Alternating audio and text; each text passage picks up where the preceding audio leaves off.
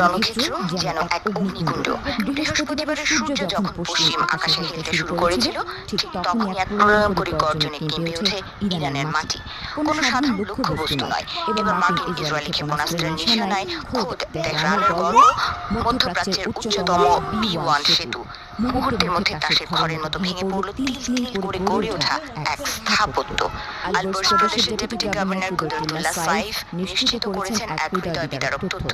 সেতুটির ধ্বংসস্তূপের নিচে পিষ্ট হয়ে প্রাণ হারিয়েছেন অন্তত 8 জন, আর যন্ত্রণায় কাতরাচ্ছেন 95 জন নিরীহ মানুষ। তেহরান থেকে কারাস পর্যন্ত যে সংযোগ স্থাপনের স্বপ্ন দেখা হয়েছিল, তা এখন ধ্বংসস্তূপ।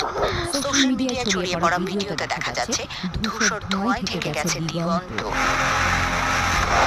এই হামলার রেশ কাটতে না কাটতেই যেন আগুনে ঘি ঢাললেন মার্কিন প্রেসিডেন্ট ডোনাল্ড ট্রাম্প।